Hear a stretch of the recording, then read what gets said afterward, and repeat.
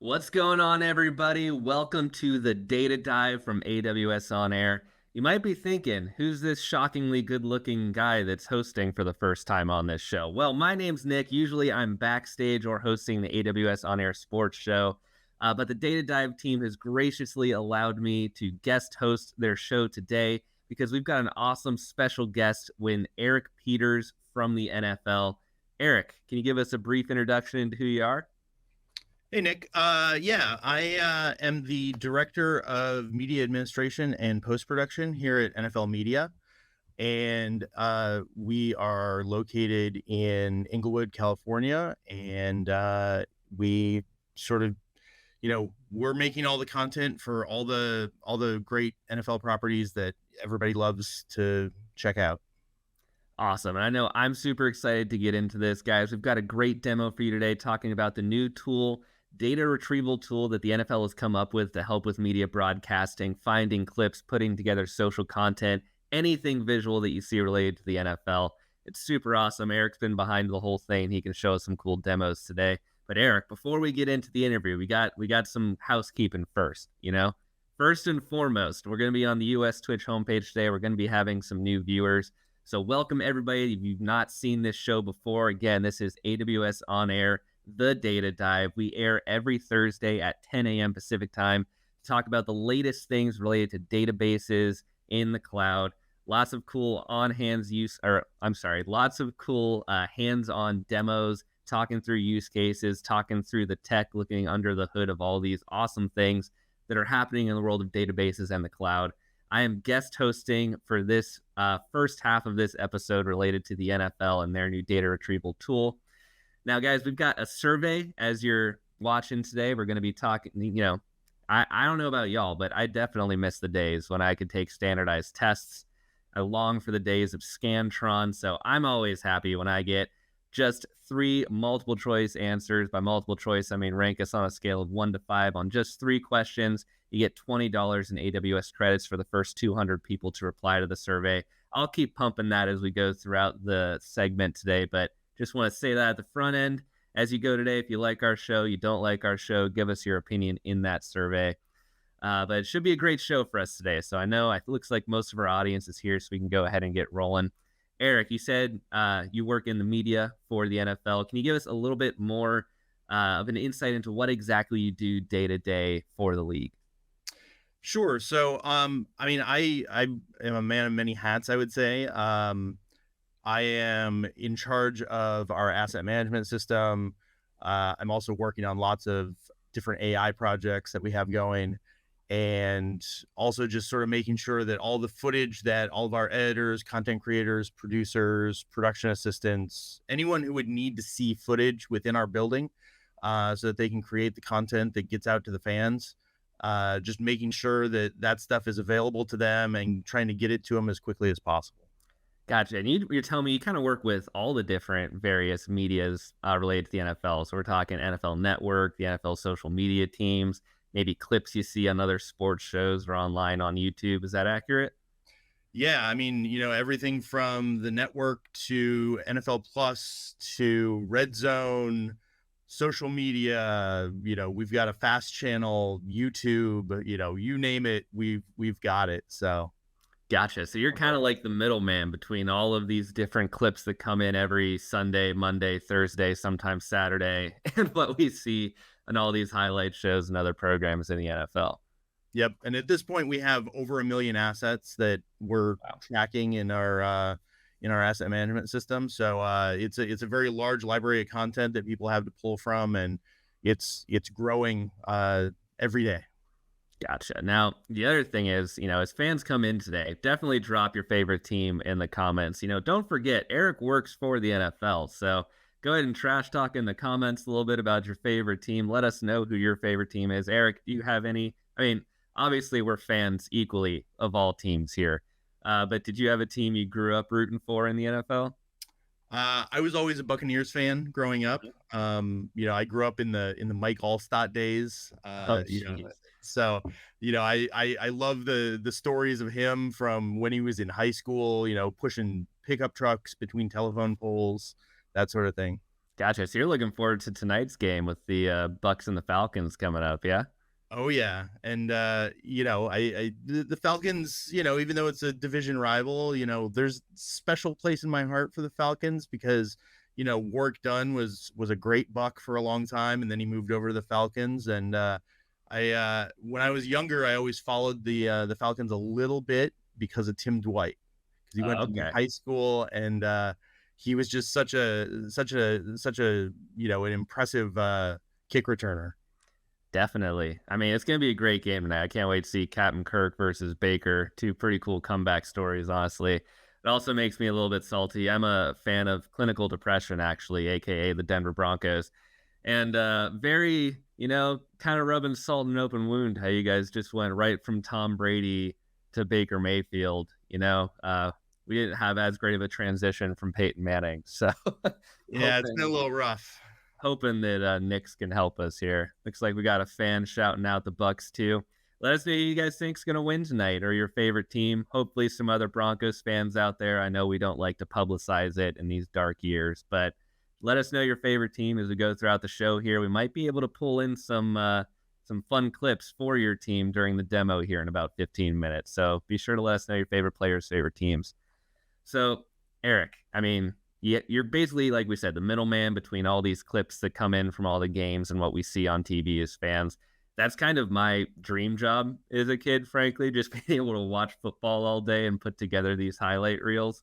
Yeah. I know something that we have a lot of feedback from our fans, especially our younger fans here on Twitch, is to figure out how exactly, these jobs came to be, maybe how you got there, any tips you might have for them as they're starting their career, because this is, frankly, the dream job for a lot of our viewers here. So, how did you get into the position that you're in today? I came from a reality TV background actually. And so I took a strange path compared to what most people do coming into the league. Gotcha. Yeah, I feel like that's everybody, right? Yeah. It seems like there's never point A to point B. There's always a bunch of random stops in the middle, and then you find yourself in the job that you love, right? Yep. Awesome. So let's get into this a little bit. So I know AWS and the NFL have been partners for a long time. I know we actually just re-signed that relationship, made sure there is an extension that we're going to be partners for a long time. I know that we've done a lot of projects together. We're both very on the same page about trying to push the envelope for technology and making sure the NFL stays as cutting edge as possible. So I know a lot of fans out there, including myself before I joined AWS, knew the partnership from StatThat and like next gen stats and all that. Can you give us some background though? How did this partnership between AWS get started? Maybe when, and what are some of the other projects that we've worked on leading up to what we're be talking about today?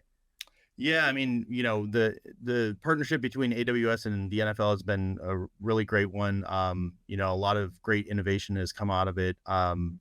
I think sort of starting with next gen stats, and then we've done a lot of work in player health and safety. My group specifically has been utilizing AI tools within AWS for 5-6 years now, in various capacities. And with this project, we started looking at how can we take all the stuff that we're already doing with AWS, and how can we turn that into a generative AI project. Gotcha. So let's talk a little bit about kind of your team specific use case. Let's start with the background. You said you have over 1 million assets that you're tracking, right? Yeah. So can you tell us a bit more about what is the data that you are collecting, or the clips that you're collecting that goes into those 1 million data points, to give our user or our viewers a little bit of a context into what we're going to be talking about today? Sure. So, I mean, ultimately, we get media constantly throughout the week. So, if we start on Sunday, on Sundays, we're recording all the games that are happening. We generally record two different versions of the game. We have a version that has graphics like you would see on TV at home. And then we have another version that has no graphics on it at all. So it's just clean video. Um, We also then are getting footage from NFL Films, who's, shooting all that wonderful 24 frame film look Mhm. footage uh, at every game each week. We're getting social media content from our LCCs that are, on the field shooting with their phones, maybe. We're getting what are called broadcast melts after the game, which is every single angle of every play within the game. So, we're getting footage from a wide variety of sources, press conferences. If a team goes out and does like a community event, we're getting footage in from that also. So Yeah, and I think that's a cool point to address first and foremost here is that I feel like a lot of fans, we know maybe the end zone angle from the field goal post, we know the typical broadcast angle from the side. You guys are getting multiple feeds from multiple different sources, all with their own unique camera angles. So we're talking about maybe like the pylon cams, the normal broadcast angles, the replay, the NFL films, the social media. It's not even just the clips from the standard broadcast. It's from 3, 4 other sources for each of these games too. yep, exactly. And some fans will be familiar with the all 22 coaches angle, which you can access through NFL Plus. But also, if you're watching, say, game day morning on Sunday morning on NFL Network, then maybe you're watching Kurt Warner do a Warner's Corner, and he's diagramming a play. So all these different angles go into a lot of the different types of footage that we compile then into the pieces that show up on our properties that everybody loves to watch. Gotcha. So that kind of gives us an idea of all the different. I mean, you imagine one play, basically 25 different camera angles, all the different plays that happen every game, every weekend. That's obviously a lot of stuff you guys have to go through. Yep. So when you have in the past been putting together these clips for NFL Network or your social media, or, how did your team operate, last year with having to sort through all of these millions and millions of camera angles? Sure. So, because we have next gen stats that we can leverage, there's some really great next gen stats tools that are available to our internal teams that they can use for research. Uh, but generally, what they're doing is they are going through and they're selecting a bunch of filter options, and they're setting up a search. They're doing a search. They get back, say, you know 20 plays as a result, and then for each of those plays, those plays are identifiable by a combination of a game key and a play ID. So each game gets assigned this game key, and then each play is assigned a play ID. So they can then take the game key and the play ID and go into our asset management system and do a lookup of that specific play, one play at a time, and find all the video footage that we have of that one specific play. And then they would go back to that list of results, and they would do that search over again in the asset management system, and then they would go back and do it over again, back, do it over again. So you can see how that can kind of become a long process. And when we're working in a live TV environment, like we are in our building, sometimes you don't have the time to, you know, spend all that time going back and forth. Yeah, I mean, you basically each one has its own barcode. That's Yeah. that's crazy. Y'all would have to kind of manually search through all these barcodes to. Frankly, it's amazing to me that you were able to put together clips and highlight reels for all these different shows. So, I mean, obviously, the need for something to make that a little bit easier is pretty self-explanatory. But what was kind of the aha moment when y'all realized, like, hey, let's really put our foot down and try to get something done to automate this process a little bit? Right. Yeah, I mean, obviously generative AI has become a big thing in the last couple of years.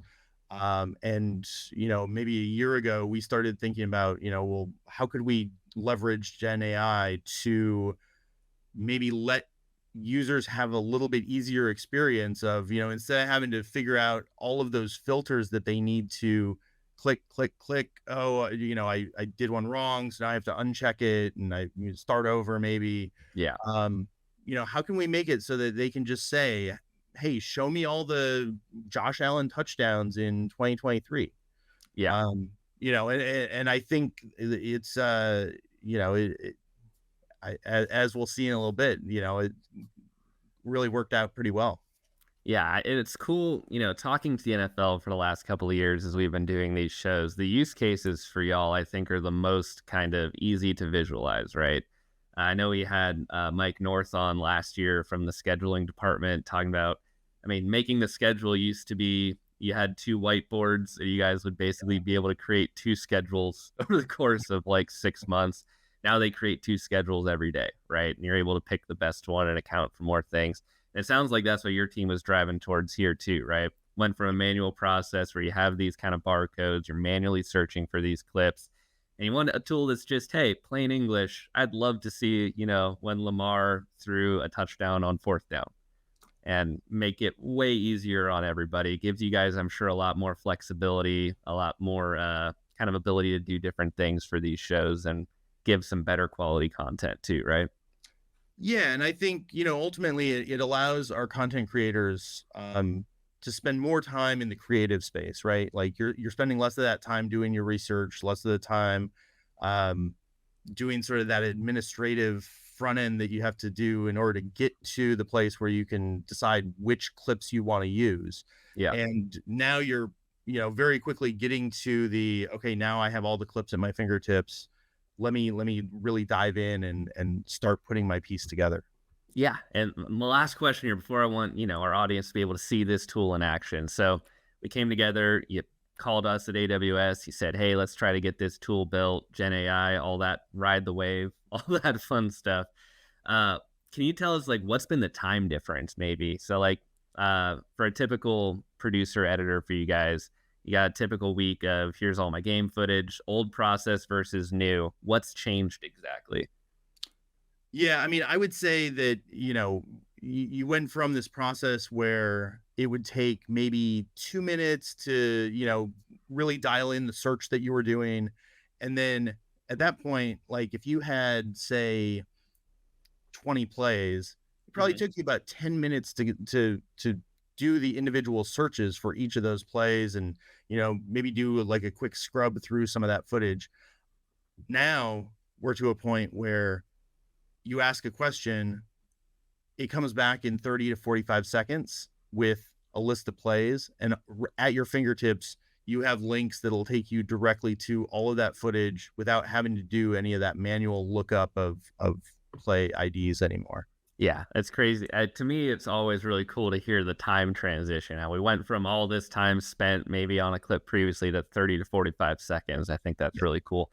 Let's get into the demo here. And while we're pulling that up, you got a shout out in the chat here, Eric. Phil Murray says that you have a pretty epic beard. And, I think I agree. It's pretty darn good. Another one said, Eric's got such a cool job here.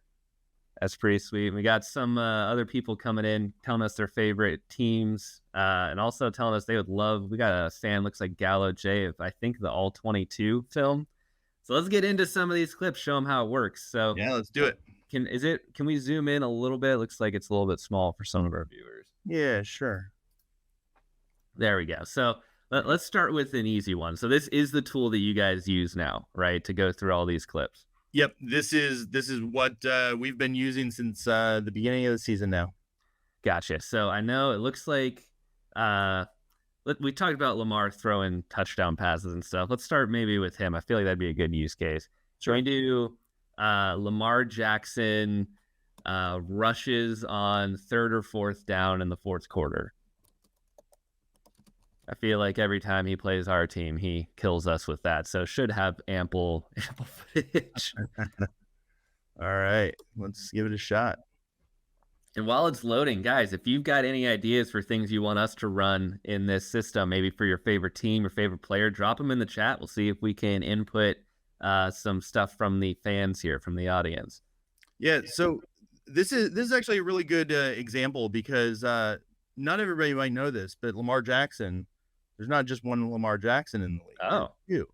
So the way that our chatbot works here is it actually is going to, if it doesn't have enough context to understand that, Lamar Jackson is the Baltimore quarterback, Hmm. then it's actually gonna ask me to identify which one of the Lamar Jacksons I would like.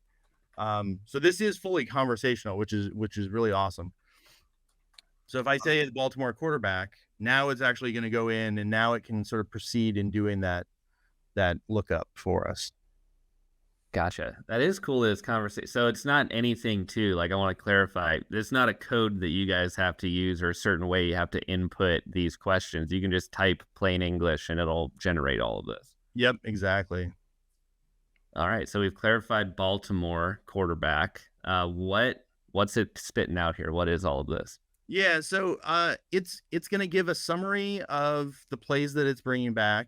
It's going to give us a few highlights of some of the standout plays, and then it's going to sort of do another like little bit of summary wrap up here, and then we're going to go down here and we can see all of the plays that it found. So it found 3 plays. Okay. And Um, to be clear too, is it automatically just searching for the current season, or do you have to specify year? Like what's that? How's that work? That's a great question. So the way that we built this, if you don't specify a season at all, it's going to assume that you're asking about this current season.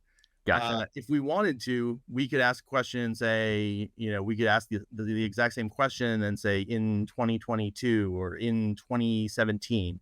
Yeah. We're able to go back all the way to 2017 and get answers from Next Gen Stats. Perfect. That was my next. You stole it right out of my mouth. I was going to ask how far back can we search here? So this is for 2024. It looks like there's been 3 examples of it so far. Yep. So I'll show you the links to the media in a second here, but I think one cool thing to sort of call out is I can hit this info button on the API call info, and I can actually take a look at all the reasoning that we went through in order to get to the API call that it made to Next Gen Stats in order to get these results. Okay. So it's just super cool.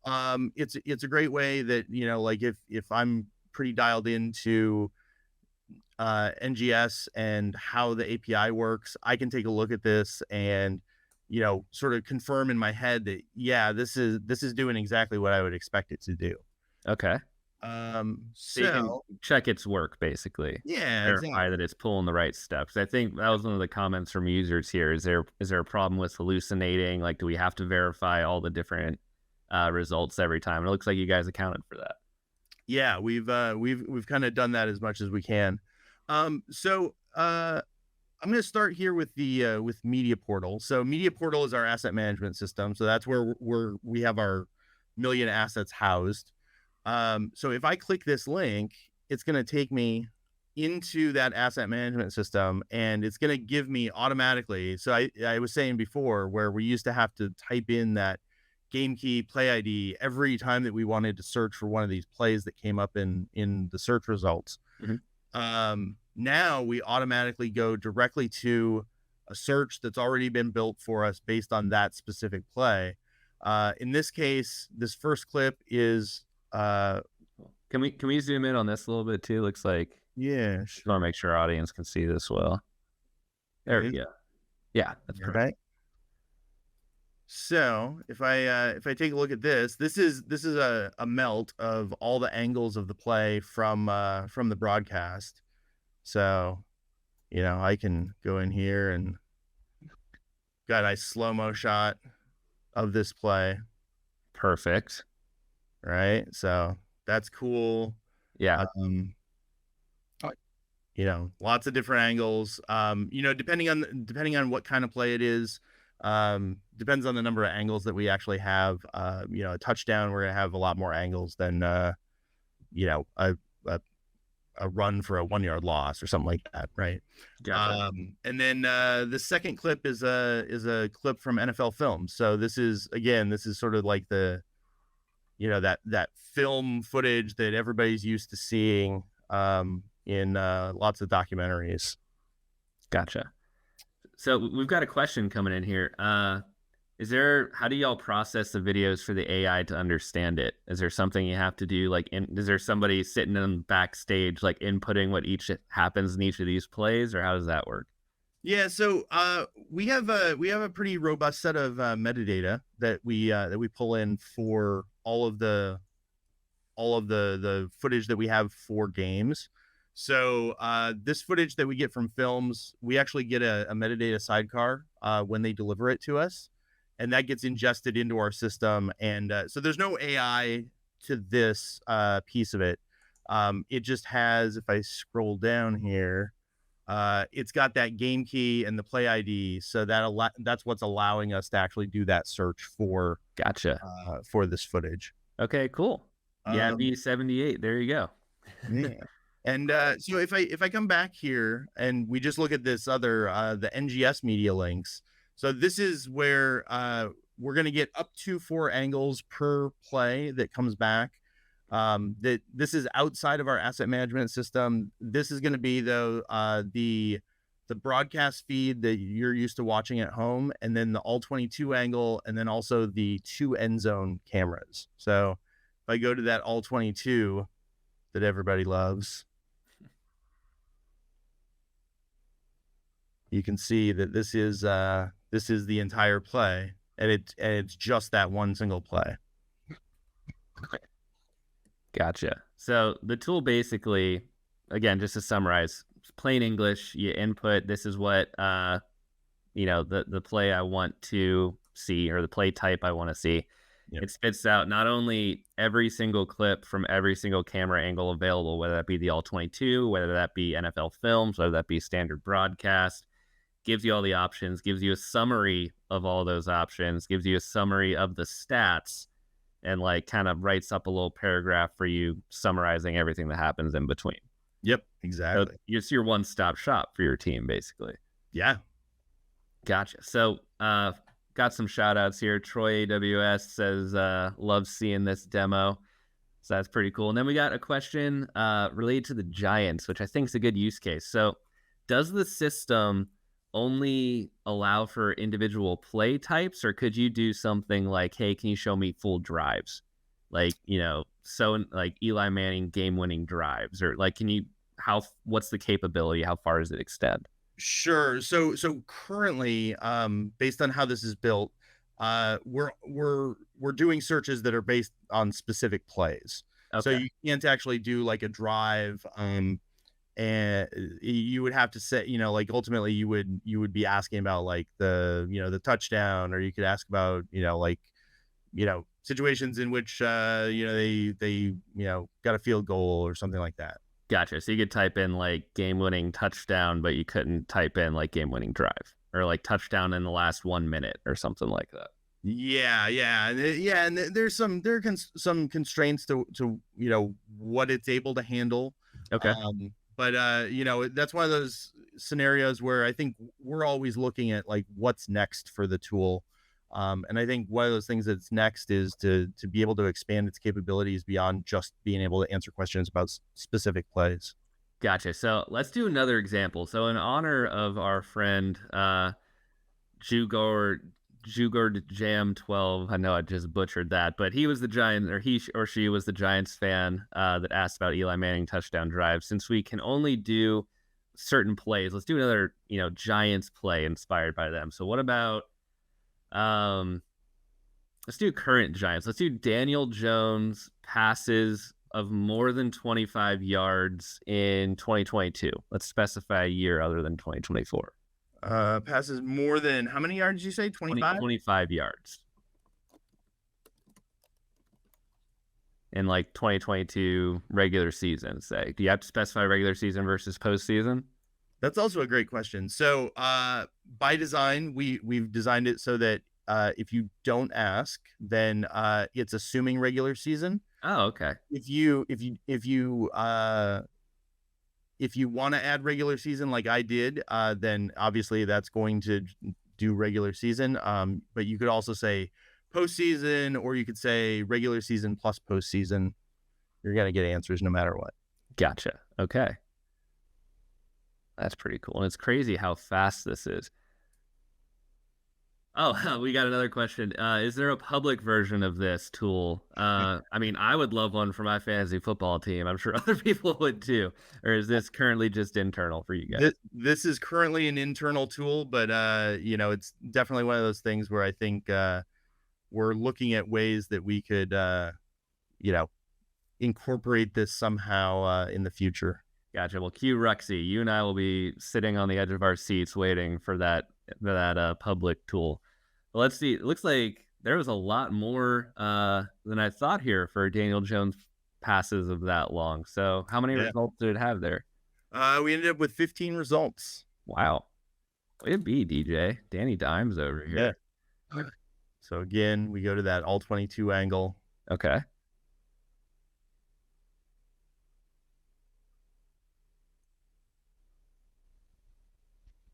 There you go.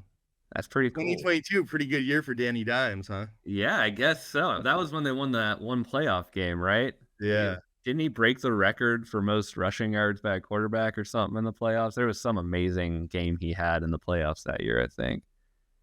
But I mean, before we leave here, I mean, love this demo. Looks like the audience is loving it too. What's your favorite feature? What's the one that you like using the most as you're playing around in this tool? I think the thing that I love the most is actually what we're going to talk about in the second half here, which is the ability for us to take a good response that we really like and to commit that to memory. Gotcha. I think that was a perfect transition, Eric. It's almost like we kind of practiced that. So with that, love this demo. Let's get into a little bit more about how it actually works. And guys, I'm not the best person to discuss the ins and outs under the hood of how this tool works. So for that, let's bring in our other three hosts here from the Normal Data Dive Show. We've got Jason Hunter. He's the principal solutions architect and the Normal Data Dive host for you guys. Ross Clater, the principal applied scientist, and Sanjit Misra, senior technical PM for MemoryDB. Guys, can you quick introduce yourselves? That was great, Nick. Yeah, I'm Jason. Usually I start at the top of the hour, but this time, Nick, you're a football fan. You wanted to have the first half hour to yourself. So I'll be doing the figuring out what happens between when you type the text and you get the video with these other two folks who actually know the tech better than anyone.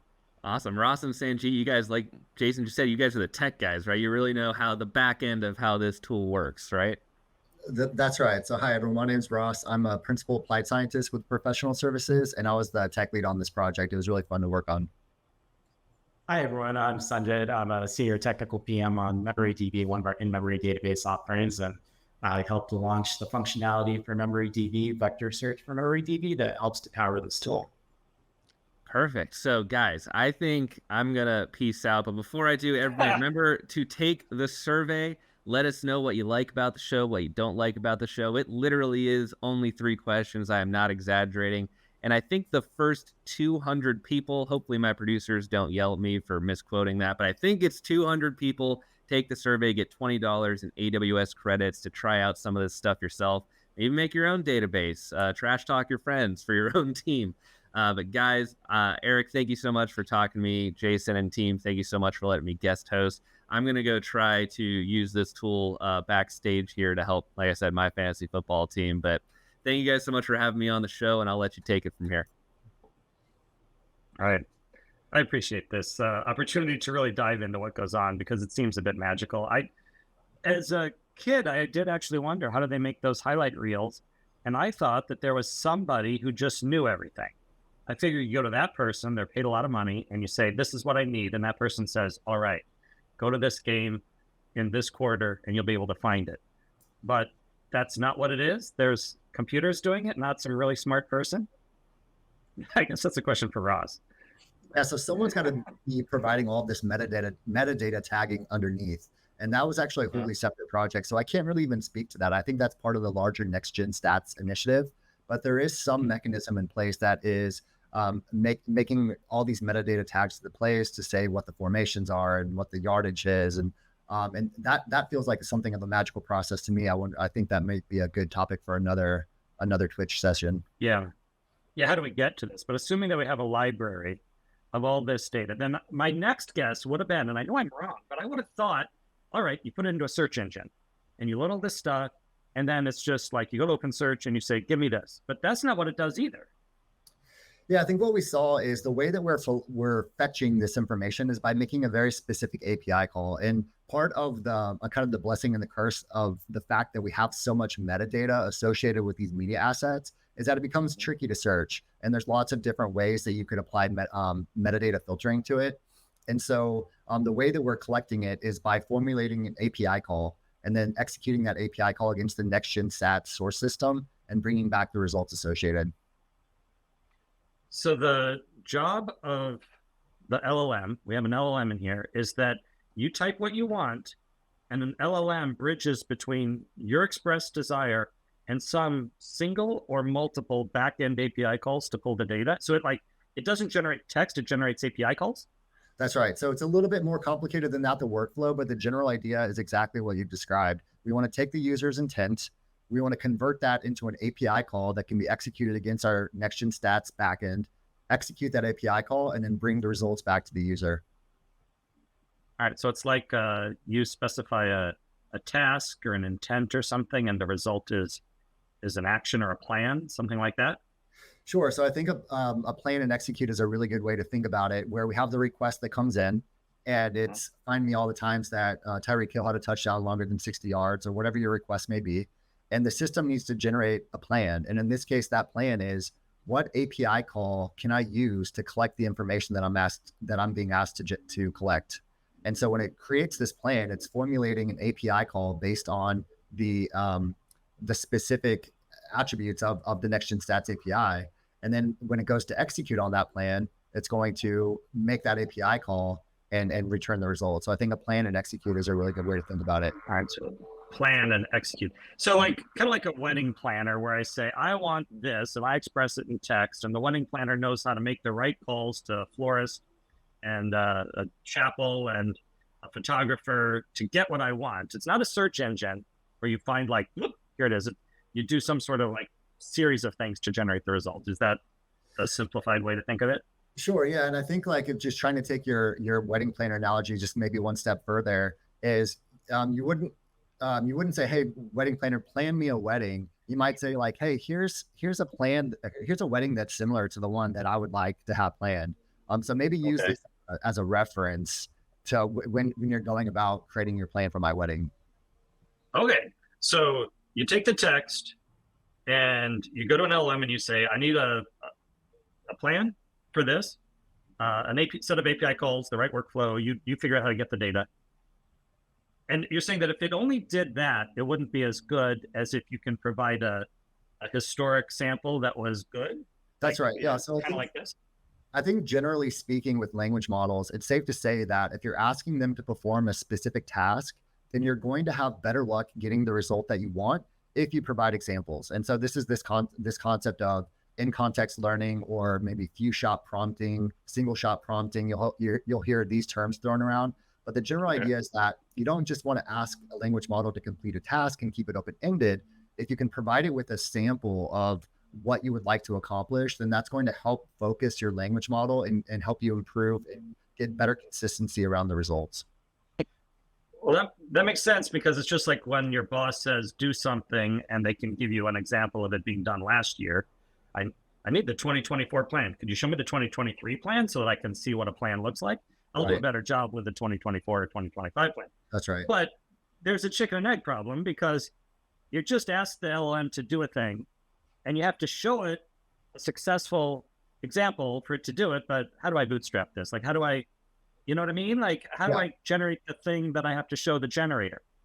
Sure. And so the way that we're creating these examples is by taking advantage of MemoryDB for Redis. And it's this concept of semantic caching, or it's just a traditional RAG workflow, really, where the request comes in and we're going to search our vector database, MemoryDB in this case. And we're going to say, hey, what have I done in the past that's similar to what I'm being asked to do now? And let me find the nearest match to that and pull back the metadata associated. And the metadata associated is, let's say, for example, my ask is, how many touchdowns did Brock Purdy throw in the fourth quarter? And the nearest match I have is, how many touchdowns did Tom Brady throw in the second quarter? Then that's a pretty clear match. And I can use the API call that I use to complete the second task as a reference to generate the API call for the first. And I think to try to answer your question is you do have to bootstrap it a little bit. So the database accumulates as we use it and as we add more memories to it. But you do have to kind of bootstrap it with some with just a handful of starting examples just to kind of kick it off and give it an idea of what you're talking about. Okay, this is getting interesting. So Sanjeev, what is MemoryDB that we're using here?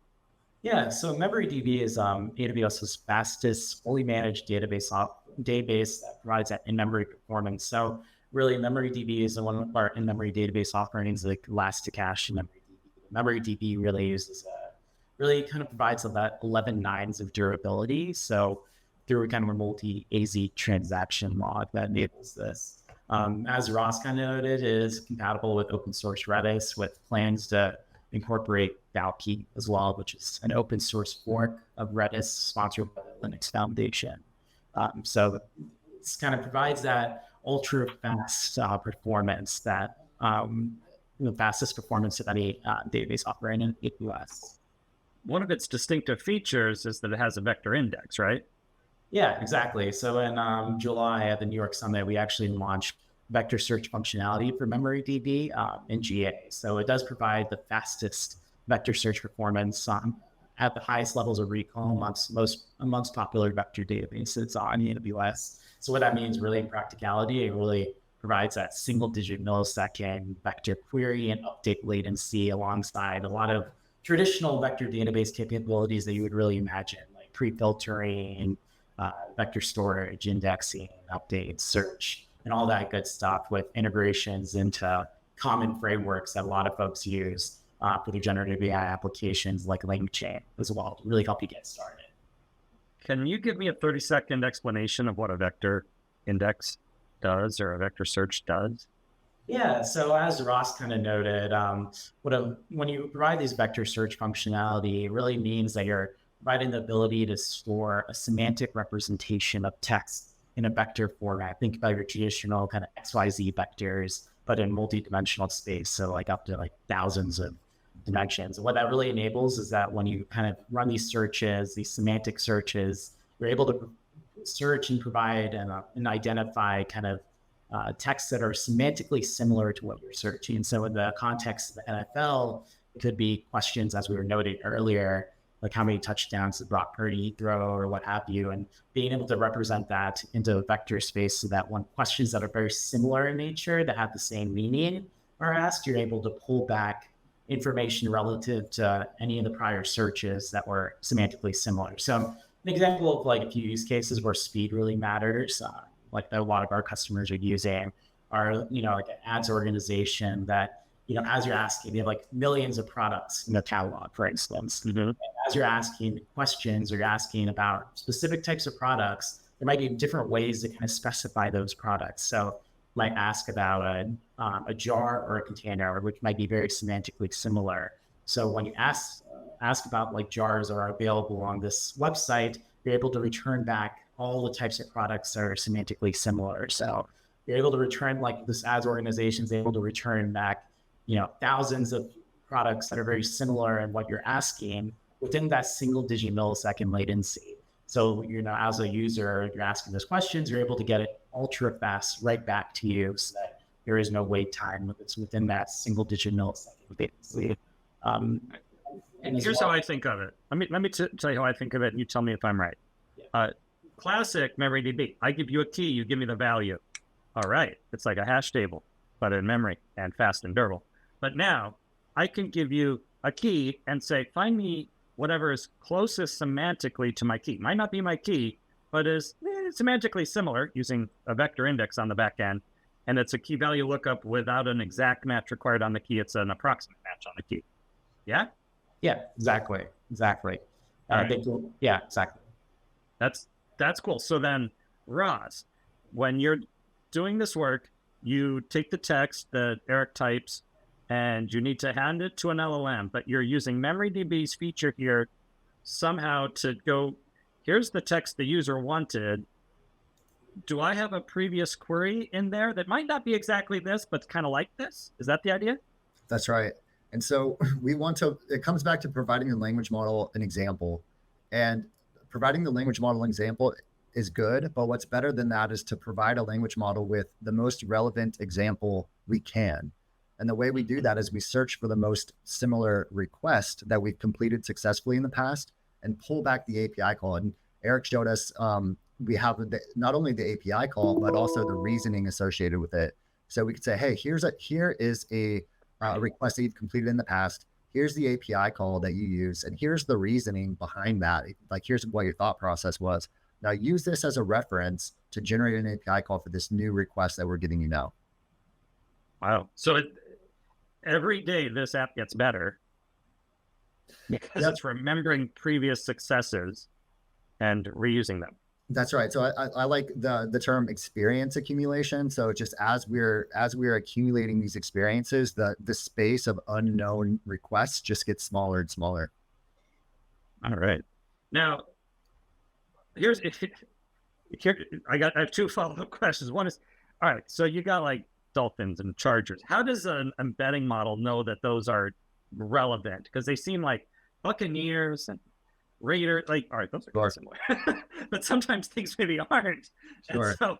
So how do you handle that? Yeah, and that's a great point because they don't, right? So like these general purpose embedding models are not context aware. So they don't know that we're talking about the National Football League. They don't know that how many touchdowns did Brock Purdy throw against the Dolphins is effectively equivalent to how many touchdowns did Tom Brady throw against the Chiefs. And so one way you can address that with embedding models is by training a custom embedding model. And the way you go about that is you take a whole bunch of pairs of text and you say, hey, these two sentences are effectively equivalent. And you tune that embedding model to start recognizing those types of patterns. And it's because these embedding models lack context. We've gone about this a little bit differently. Instead of tuning a custom embedding model, what we've done is sort of, redacted effectively the text prior to passing it into the language model, or passing it into the embedding model. So let me tell you an example. So if we had a request that comes in that says, how many touchdowns did Brock Purdy throw against the Patriots? What we're going to do is before we pass it to the embedding model, we're going to replace any reference to a specific player with just player, and any reference to a specific team with just team. And so that way there's no distance between similar queries if really the only difference is the player and the team. And that's useful for our embedding space because from our perspective, those two requests are effectively the same. Right. So as far as making an API call, it's just a variable substitution. So you want the vector distance between two questions that just vary by player or team to be 0 in vector space, not relying on an embedding model to be like, well, the NFL teams are so big that probably an embedding model knows that these words might be related, but not as well as team. It's almost like dollar team, dollar player. That's right. Yeah, that's the idea. Make sure we're getting the best matches we can. How do you know that you're not learning off junk? How do you know that you didn't remember a previous request and the previous request was awful and now you just keep forwarding the awful time after time? Sure. Yeah. So we can choose when we want to commit to memory, right? And the way that we've set this up is we've introduced an approval gate effectively. So within the application, there's a concept of an admin, and I think Eric can maybe hop back into the application and show us this. But as a user, I don't have the ability to submit a task to memory. As an admin like Eric, what Eric can do is he can come in and say, hey, show me all of the requests in response that I've received over X amount of time. And then Eric, as the admin, can review them and say, okay, here's the API call that was made, here's the reasoning. And if he approves, then he can check it like he is now and then click save. And what that's doing then is that's writing it back to our MemoryDB instance. It's writing it back to memory. I like to think of this as long-term memory. And so that the next time we get a request that's similar to what we've just saved, we can retrieve it. That keeps the garbage from going into the memory. The admin blesses it. So over time, people ask real questions. The admin goes in and says, that was good. I like how this went. And now you've got more guideposts out there until at some point you're almost always retrieving something that is known good, and you reduce any chance of, I don't know, is it hallucinations we're preventing? Is it just, what are we preventing there? We're definitely learning. Yep. So there's two ways to think about it. I think one is preventing hallucinations because we want to narrow the focus of what we're asking our language model to do. But there's another benefit of this. If we make a request that is not similar to anything that the system has completed before, then we want it to think about that a little bit harder. So we want it to go actually read the documentation for the API and say, hey, what features do I have available to me that I might be able to use to collect this information? And let me kind of think about this a little bit harder. On the other end of that spectrum, if we are asked a new request that we've already done before, we know what features we need for touchdown passes in the fourth quarter. We don't need to read the documentation. We can route the traffic differently in our workflow based on whether or not we've completed a similar task before. And as we add more tasks into the long-term memory, that space of unknown tasks becomes smaller and smaller. More and more of the requests will get routed to that fast route. And so as you're using the application, it becomes faster and cheaper just from using it. It's pretty wild. Why did you pick MemoryDB for this? Sure. So I actually really love MemoryDB for this. So there's a lot of vector database solutions out there, and the messaging that you get is use the database that you're already using, right? And so we have a web application, and within that web application, we need to maintain state. And so this is, if we use long-term memory to think about our semantic search, we can think about state as maybe the short-term memory. So it's the conversation history. So when Eric asks a follow-up question, it understands what that context is. And MemoryDB, Redis in general, is just really good for managing state within a web app. And so one thing that I really like about MemoryDB is that it serves as one data store for both our short-term memory, our session management, and also our long-term memory, which is this semantic search. So we don't have one database that we're using to keep track of our vectors and another one that we're using to keep track of our state. Gotcha. We're getting some questions about MemoryDB and people trying to understand what it is, and is there a version of MemoryDB that is not using open source Redis? That's for you, Sajid. So right now, MemoryDB is built on top of open source Redis. We do plan on releasing functionality that's also compatible with Valkey, which is the open source fork, the fork of open source Redis sponsored by the Linux Foundation. That will come out soon. Gotcha. All right. So what we're seeing here, I don't know, I haven't seen this before. The idea that I use the semantic caching to then feed an LLM input is within context. It's like semantic caching within context learning. But then do other people just use the cached result and not try to feed it forward? Is that kind of, I think that was RAG. That's what we usually talk about with RAG, right? You want to tell me about RAG? Sure, I can take this one. So okay. If we think about retrieving what I've done in the past and returning that context, then it's sort of up to you as the developer what you want to do with that context. So you can imagine a scenario where it's more of a question and answer type of a workflow, and you want to be able to search for the answers that you've already provided to similar questions so that you don't have to go back to your knowledge base and ask it again and again and again each time you get it. Right. You already know how to answer that question, so you can just give the answer right back and just provide that context straight back to the user. We've implemented this a little bit differently to where we're not providing the context back to the user. If we kind of go back to your analogy about the wedding planner, the way we're thinking about this is that we're not necessarily saving the results of that API call. We're saving the plan. And so that way, when we need to make a plan for a similar task, we can use the plan that we had created previously as a guide. Right. And then someone asked, Q Ruxy, can MemoryDB be used for RAG workloads with large PDFs using OCR, which is, the classic use case of semantic caching, right? Yeah, sure. So it can certainly be used for any type of a RAG implementation. I would venture, and maybe Sanjay, you can speak more to this. The type of vectors that we're talking about here are relatively few, right? We're storing long-term memory. So we have maybe a few thousand vectors that we're going to wind up storing in this database over time. And that's great because we're going to keep it all in memory. And that's why it's so fast. If we have a ton of documents that we want to chunk up and create vectors and do a more traditional question and answer RAG, then maybe MemoryDB isn't the best solution. Maybe we have a better option. I don't know, Sanjit, if you have any comment on that.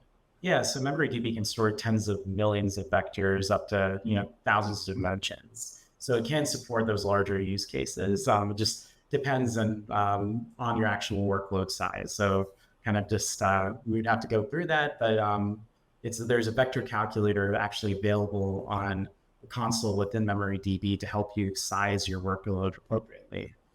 That's cool. Any other customer stories that you want to tell us about, Sanjeet? So I think Ross kind of went through a great semantic caching use case with the NFL.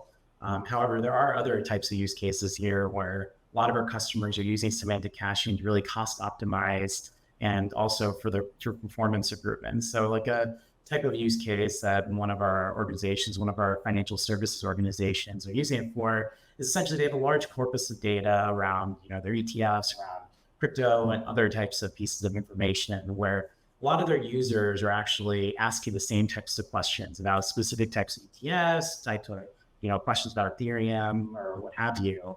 And oftentimes what they were seeing was they were asking those LLMs pretty much continuously and answers those questions over and over and over. And first thing they saw was that their costs were getting extremely prohibitive because obviously those calls to those large language models are extremely expensive. And then second, those large language models are very slow. So it takes seconds to respond. And they saw a lot of their the price estimates going up significantly year over projected for the next year. They also saw that type of response was very slow. So what they did was actually use MemoryDB as a semantic cache to store off the answers associated to questions that were asked of the LLM so that in subsequent types of questions that were very semantically similar, they were able to basically go to MemoryDB directly, provide the answer back, and avoid hitting that large language model again, which basically meant that they were able to return answers back to the user within single-digit milliseconds versus single-digit seconds. And they were also able to save a ton of money because a lot of these questions were the same types of variations of the prior questions by other users. So it was kind of dramatically drop their cost and dramatically improve their user experience. So in the NFL's case, they always go to the LLM to refine, make sure they get the perfect API. Right here, it's like a fact. You go to a documentation page, type your question. It says, oh, someone typed that question before. Here you go. And there's only 1,000 questions people ever ask about a thing. So you kind of pre-cached it. And the LLM can stay quiet most of the time. And you get really fast answers. I like it. Right. Yeah, We're almost out of time. I do want to say thank you, Eric. That was really cool. And I bet everybody wishes they had access to that URL. So I'm sure that's the feedback. That was really cool. And I think it was pretty interesting for me, Ross, what you did with the learning, right? I mean, it'd be one thing to say, here's the question, make me an API call, but to provide that example of previously blessed good examples to make it better and better is something I hadn't seen before. So I appreciate that. Are there blogs people can read? If someone wants to know more, what should they go read? So sorry. Sanjeev, you got it. I know there were a few that are specific to MemoryDB that maybe we can throw up. Okay, so we can put into the chat some links to blogs because I think this was written up, right? Yeah. So some of the blogs are actually already posted in the comments around using MemoryDB for vector search and also the semantic caching blog that we also wrote. So that really kind of help you get started, like some Terraform scripts to really help you deploy this against knowledge bases and MemoryDB. So it'll be a kind of quick start for a lot of folks. And there is a publication forthcoming. There's a publication forthcoming for this project specifically. It just hasn't been posted yet. We're expecting that soon. Oh, awesome. And then in 20 seconds, Sanjeev, what's the difference between Elasticache and MemoryDB? Someone asked. You have 20 seconds left. MemoryDB is really kind of our it provides kind of that full the 11 nines of durability. So no kind of risk of data loss through kind of a distributed multi-AZ transaction log. So really provides you that certainty, that durability, and MemoryDB is a true database. So that's why I noted earlier, is kind of our fastest fully managed database, provided that in-memory performance at AWS. Total durability, because Ross does not want to lose what he remembered and worked so hard to build. So he puts it in MemoryDB. It's safe, it's fast, it's vector. That's the takeaway. All right, thank you. We're out of time. I really appreciate it, Eric. That was great. Thank you, Ross. Thank you, Sanjeev. And thank you to Nick, wherever you are. Thanks, everyone. Take care. you.